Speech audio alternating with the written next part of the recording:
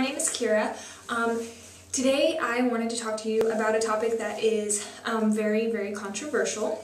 And so I'm going to start with asking you, if you had the choice to take another person's life because of a horrific crime that they did, whether you were the victim's family or you were just a person on the panel, would you choose to take another person's life, or would you salvage it and just let them suffer while they sit in jail? Capital punishment is a very controversial topic that's been around and widely debatable for a very long time. It's almost cut down the middle as to people who are for and against it. So I'm just going to talk to you a little bit about that today, and so that way I can inform you about the details that come along with capital punishment. Most people think that capital punishment will bring justice to their family. It's mostly from the victim's family, obviously, because they want to believe that by taking the person who took their family member's life, that it will be eye for an eye, and that, you know, if they did something to hurt their family members, that they also should get the same exact punishment. They also believe another thing that is sort of a pro is that execution is very more cost effective for the government and for the states as compared to putting someone in jail for life. It's very expensive to put someone in jail for a life sentence because you have to, you know, pay for the time that they're there and things like that. Whereas with execution, it's very cheap. And I know that probably sounds like a horrible reason, but that is one of the pros of it, is that they don't have to keep spending, you know, the federal or state money to keep these prisoners in jail when they're just going to be there for the rest of their lives anyways. Another thing is that most murderers and the people who get death penalties are very dangerous people, and so instead of keeping them in jail and keeping jail guards at risk, as well as other prisoners at risk, and also the general public at risk, you know, they're very dangerous people, and so by executing them it kind of helps to keep those people safe. Also, we believe that prison is used to rehabilitate those people that will be out in a couple of years or even a couple of months, and it's to get them ready for the world again and to kind of like punish them for what they've done and to let them sit in there and think about what they've done and hopefully change a little bit before they get out. Well, the people who are in there for a life sentence instead of execution, you know, they just sit in there and it's not really rehabilitating for them because they're not going to go anywhere anyways, so it takes out the meaning of a jail being rehabilitating.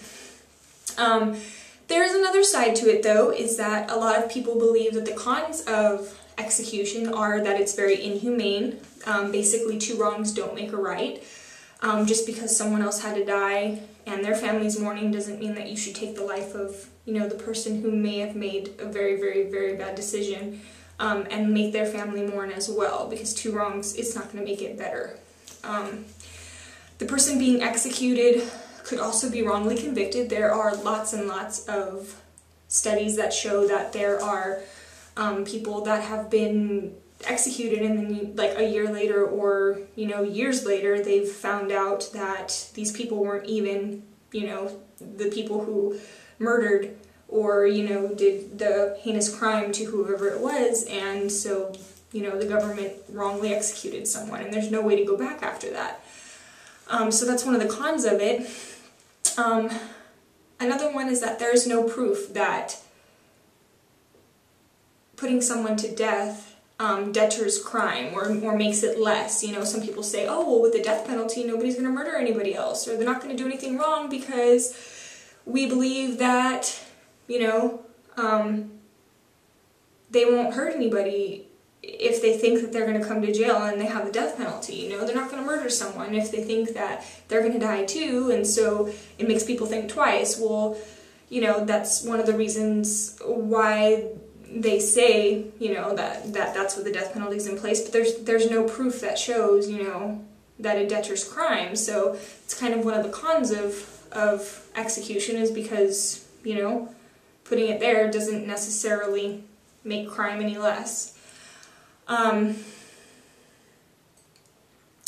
Also, it's just a question of whether we think the government has the right to take a human life. Like, how much power could we really give them?